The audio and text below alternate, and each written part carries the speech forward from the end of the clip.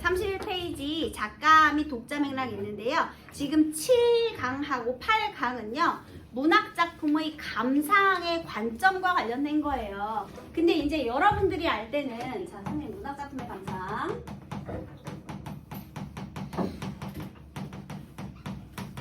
사실 감상은 마음으로 느끼는 거예요. 그래서 와, 내가 이 글을 읽고 굉장히 감동이 있었다 하면 되는 건데 그걸 평가를 해야 되잖아요. 안 보이는 걸 평가하려니까 기준을 만들 수밖에 없었어요. 그래서 어디에 기준을 두고 감상하느냐로 나눠요. 그래서 여러분 알죠? 내재적 감상, 외재적 감상. 그죠? 자, 그러면 우리 작품의 내재적 접근. 이게 절대주의죠. 그 다음에 외재적 접근.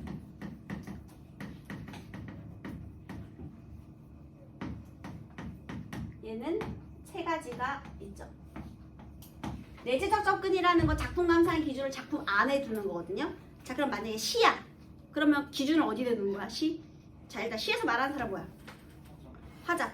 작가가 아니고 화자예요. 시적 화자의 정서나 태도, 이게 주제잖아. 그러니까 시적 화자의 정서나 태도에 관점을 둔다든지, 시적 화자의 태도, 소재의 상징적인 의미라든지, 시상 전개 방식이라든지, 그 다음에 여러분이 알고 있는 모든 표현 방법들 있죠. 그 비유하기, 변화주의, 강조하기와 관련된 표현 방법들, 그리고 운율의 요소, 그 다음에 감각, 이미지에 관련된 것들, 이런 게 내재적 접근. 그 다음에 소설이다. 그러면 내재적인 그 구성 요소는 뭐가 있을까요? 인물, 사건, 배경, 얘들아. 그런 거, 주제, 이런 것들. 그 다음에 서술자, 소설에서는 서술자, 이런 것들이 내재적 접근이 되겠죠. 자, 이제 작품 감상의 기준을 밖에 두는 거예요. 작가를 기준으로 작품을 감상하는 걸 우리가 뭐라 그래요? 그래, 표현론. 작가죠. 그게 바로 작가 맥락입니다, 여러분. 그러니까 작가 맥락은 지금 외재적 접근 방법 중에서 표현론적 관점을 얘기하는 거예요. 말만 바꾼 거야. 그러면 작가를 둘러싼 주변이 뭐가 있느냐? 사회적 정체성, 그 다음에 뭐 사회적 정체성에는 성장 환경, 뭐 역사적인 사건, 직업, 사회적 경험, 문화적인 경험 이런 것들이 있고요. 또 창작 동기와도 관련이 될 수 있고요. 그러니까 이건 이제 작가와 관련된 내용이죠. 그 다음에 우리 독자가 그것을 읽고 어떤 깨달음을 얻었는가? 우리 그걸 뭐라 그래요? 효용론. 독자에게 어떤 쓸모가 있었느냐? 어떤 깨달음을 주었느냐? 그래서 요게 이제 독자 중심의 감상 방법 되겠죠. 이 글을 읽고 나를 반성하게 되었어. 이거 제일 많이 나오죠. 효용론. 내 삶을 돌아보게 되었어. 그때 몰랐던 것을 깨닫게 되었어. 이런 것들. 그 다음에 거기 독자 맥락이라고 나온 게 지금 이거예요, 여러분. 31페이지 독자 맥락. 그리고 문학의 기능이 있죠. 독자로 하여금 미적, 인식적, 윤리적 기능을 깨닫게 하는 거예요. 미적 기능은요. 예를 들면 쏭알쏭알 쌀이패 은구슬. 와, 쏭알쏭알 발음이 되게 이쁘다. 미적 기능입니다, 여러분. 와, 표현이 되게 아름답다. 그러면 이게 미적 기능이에요. 그 다음에 인식적 기능은요. 와, 이런 것도 있구나. 이런 인간의 유형도 있구나. 이런 삶도 있구나. 이건 그냥 삶도 있구나예요. 세계에 대한 이해의 확장의 폭을 넓혀주는 거예요. 세계를 이해할 수 있는 기준을 넓혀주는 거고요. 윤리는 이제 올바른 삶. 나를 반성하고 어떻게 사는 것이 올바른 것인지 깨닫게 되면 이제 윤리적인 효용이죠. 그래서 그 기능들이 효용론이 되겠습니다. 이거 절대주의. 네. 그 다음에 세 번째는요. 뭐 있죠, 여러분? 반영론은 뭐 중심이죠? 맞아요. 어떤 시대나 현실을 반영하는 건데요. 우리 한국사의 굴곡은 확실하기 때문에 이거 딱 정해져 있죠, 여러분. 일단 일제강점기 말고 조선 후기부터 할까요? 임진왜란. 그죠? 그래서 전란의 참상. 그 다음에 6.25. 이것도 전란의 참상. 그것이 어떻게 반영되어 있는가? 이런 거 할 수 있겠죠. 그 다음 뭐가 있어요? 일제강점기. 그 전이죠. 미안해요. 예, 그 6.25 전에 일제강점기 시대적인 현실 상황 어떻게 반영되었는지. 보통 무기력한 지식인 이거 많이 나오잖아요. 그치? 그 다음에 6.25 전쟁. 그 다음에 또 뭐가 있어요? 60년대, 70년대로 가면. 산업개발. 물론 산업화로 인한 인간 소외 문제도 있고요. 그다음에 독재로 인한 억압과 탄압 이런 것도 있잖아. 인간 소외 문제, 환경 오염의 문제, 그리고 탄압의 문제, 자유가 억제되는 문제 이런 것들 다루고 있죠. 그러다가 나중에는 이제 물질 만능주의를 비판하기도 하고요. 그죠? 그러니까 이 뻔해요. 여기 들어갈 때. 국제 관련된 거 수능이 나와요. 그럼 나오지. 이 바로 뒤에 김수영의 어느 날 고국을 나오면서 이런 거 나와요. 황지우의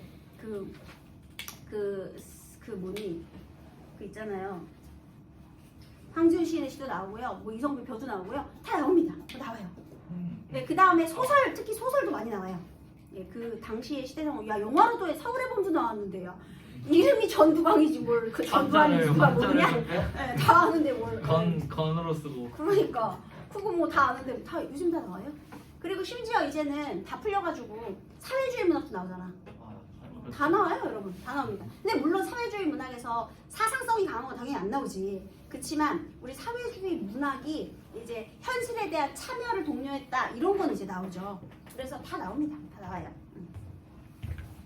미투된 작가는 안 나오지만. 네. 그 인식적 맥락, 미적적이고 네, 불개미랑 뭐 이런 거 있잖아요. 아, 그 미적 범주. 다른 거예요, 이거? 그거는 문학의 아름다움 평가하는 거예요. 얘는 이제 감상의 기준이고요. 기준점. 감상의 기준점. 그 다음에 문학 작품의 아름다움의 범주예요. 그거는 뒤에 또 나오거든요. 근데 그때 설명할게요. 문학 작품의 아름다움에 대한 범주. 자, 그 다음에 그래서 이렇게 지금 여기에 작가 맥락이랑 독자 맥락이 나온 거고요. 우리 잠깐 그 뒤를 넘기면 36페이지 얘도 연결되거든요. 이거 같이 설명할게요. 문학사적인 맥락이라는 건요. 우리 문학이 이론적 갈래와 역사적 갈래가 있는데요. 이론적 갈래가 서정서사 그 교수의 보편적 갈래고요. 역사적인 갈래는 우리나라에만 있는 갈래예요. 예를 들면 시조 이런 거. 현대시 이런 건 이론적인 갈래겠지.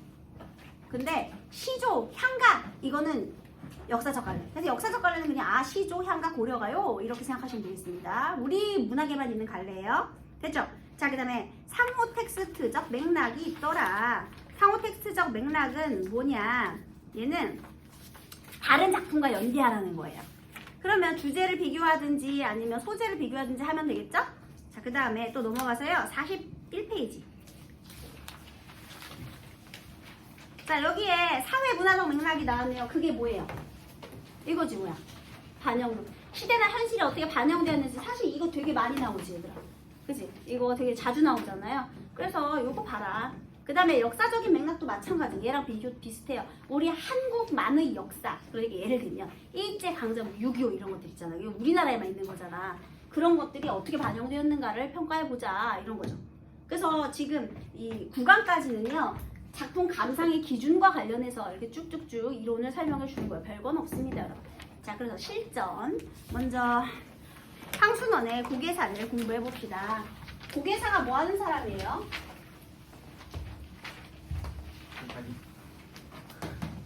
원래 이렇게 유명한 작가의 안 유명한 작품은 더 중요하거든요, 여러분.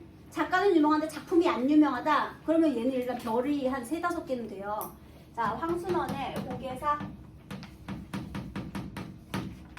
굉장히 사실적인 소설이고요. 얘는 일단 배경이 중요해요. 너네 국제시장 봤니?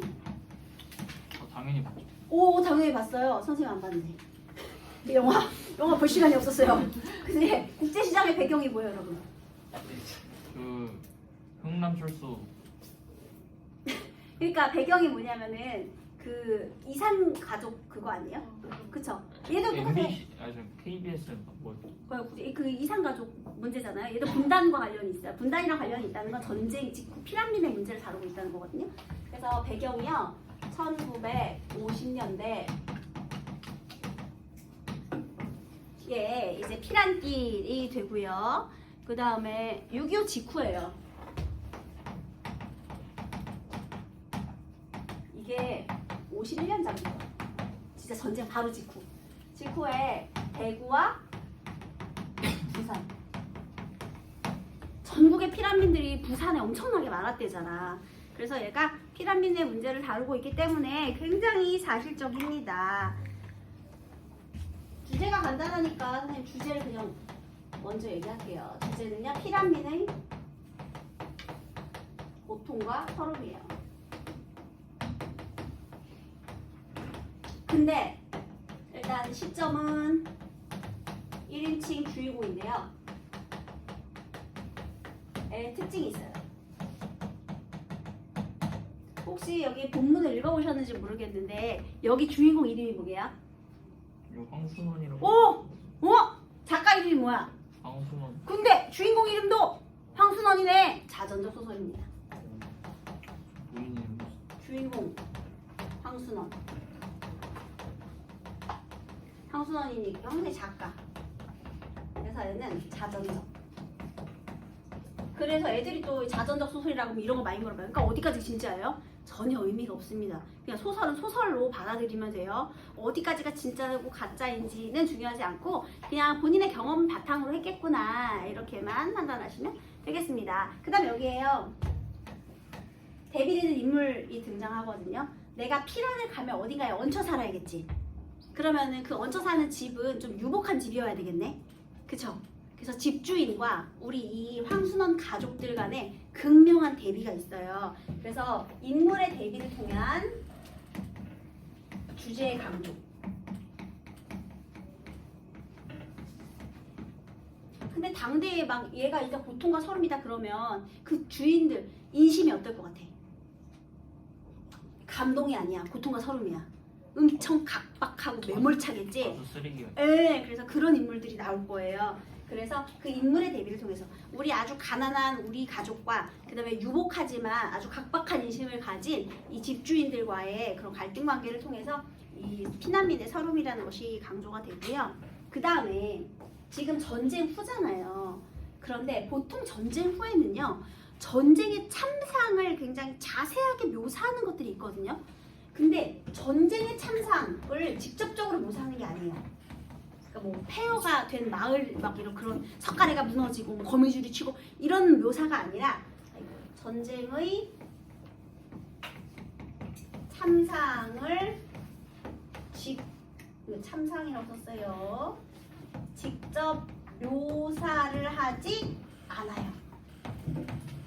그리고 오히려 지금 주인공 본인이잖아. 본인이 처한 이 어려운 상황을 약간은 담담하게 얘기를 합니다. 그래서요, 그냥 고된 상황을, 고난의 상황을 비교적 담담하게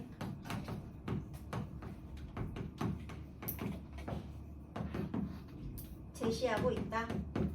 그러니까 이게 중요해. 전쟁의 참상을 막 직접적으로 묘사하는 건 아닌데요. 본인들이 얼마나 고생했는지를 보여줘서 그게 오히려 전쟁의 그런 비참함을 강조하는 역할을 하겠죠. 우리가 고생한 이야기를 들려주는 것이. 그 다음에 또 하나, 여러분 황순원의 특징이 뭡니까? 황순원의 학이라든지 소학이라든지. 황순원 하면 일단 어떤 글자가 떠올라야 되느냐? 휴머니즘 떠올라야 돼요, 여러분. 휴머니즘.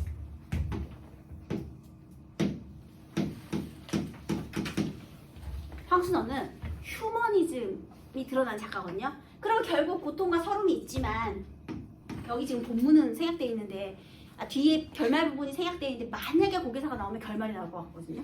그 뒤에가 중요하니까 분명히 여기 이 부분이 조금 그리고 결말이 무조건 나올 거야. 그게 중요하니까 여기서 뺀 거야 얘들아. 만약에 연기를 하려면 뒤에가 나올 거예요. 근데 이 고통과 서름 속에서 이것을 이겨내려는 긍정적 의지, 낙관론이즘, 휴머니즘.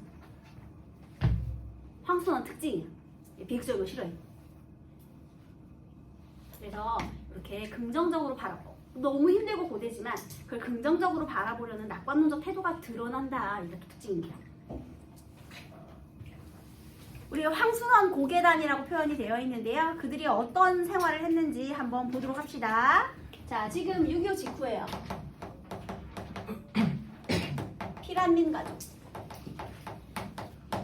자, 처음에 얘가 이제 그 밑으로 내려왔다가 부산 내려왔다가 우리 6식구거든요. 애가 넷 그리고 부부 해가지고 6가족인데요. 일단 대구로 먼저 올려보내고 내가 같이 가요. 그러니까 처음에 어디에서 피란 생활을 시작하느냐? 대구에서 먼저 피란 생활을 시작합니다. 첫 번째 지역은 대구예요. 여기 대구에서요. 변호사 댁의 헛간에서. 얘들아, 헛간은 원래 누가 주인이죠? 동물주의. 그래, 동물들 사는 데야. 그러니까 엄청 열악한 거지. 여기서부터 시작입니다. 헛간에서. 잘 있는 집이죠, 변호사. 그죠? 그런데요, 여기 주인집 장모, 노파. 장모예요, 장모. 그러니까 변호사의 장모 되는 거거든요. 이 사람이 성격이 아주 괴팍합니다. 맨날 골패를 쳐요. 골패가 뭐게요? 네? 할머니 치는 거 골패. 화투 치고. 그 다음에 그 같은 노파들끼리 모여. 다 모여. 그래가지고 자기네들이 골패 치고 막 이래. 근데 이 노인집, 이 고집이 되게 세고 그 자기만의 규칙, 그 고집불통이거든요. 그래서 이 노파가요, 자기만의 엄격한 생활 규율이 있어요. 예, 주인집 장모 노파가요, 엄격한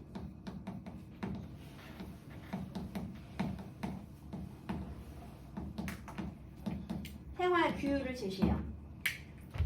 우리 집 화장실 쓰지 마. 그 다음에 우리 집 우물에서 우리가 먼저 물 처음에 첫 아침 밝았을 때 우리가 먼저 아침 해 먹기 전에 니네 이거 물 쓰지 마. 뭐야 이게? 그냥 화장실 쓰지 말래. 근데 우리가 뭐 물건도 아니고 우리 소변 배변 안 보고 살 수 있어요? 그지? 그래서 바깥에 뜰에 얘네들이 이제 거적대기로 덮어가지고 그 거적대기 위에다가 이제 똥을 좀 싸거든요. 근데 그것 때문에 우리 쫓아내게 되죠. 그죠? 그러니까 그런 내용이 지금 여기 나와 있잖아요. 그러니까 이 엄격한 생활 규율 속에서도요, 얘가 지금 여기에 나와 있지 않지만 그런 장면이 있어요. 아휴, 그래도 없는 것보단 낫지. 계속 낙관적인 생각을 해요. 그래, 이것도 견디는데 뭐 이것 정도야. 뭐 이런 식으로. 안 먹는 것보다 낫지. 그다음에 안 사는 것보다 낫지. 이런 식으로 계속 긍정적으로 생각을 하려고 하는데, 어쨌든 여기에서는요, 네, 한번 봅시다. 어떻게 됐는지. 본문 읽으면서 이제 같이 볼게요. 일단은 아마 여러분이 문제를 풀 때 2번에 34번을 먼저 봤을 거예요. 34페이지에 그 2번 보기를 봤을 거예요. 고개사는 6.25 전쟁 당시, 전쟁 소설이구만. 작가가 직접 겪은 대구와 부산에서의 피난살이의 경험, 이게 소재구만. 자전적 서사 형식을 통해 표현한 소설로 자전적 소설이구만. 개인의 체험과 역사적 현실을 연결함으로써 진실성을 효과적으로 드러낸다. 이 이야기는 몰인정한 대구 변호사 집에서 겪게 된 수모, 부산의 변호사 집에서 마주한 원 거주민의 멸시와 천박하고 경솔한 그들의 태도를 주축으로 전개되고 있다. 각박한 인심이 나오겠구만.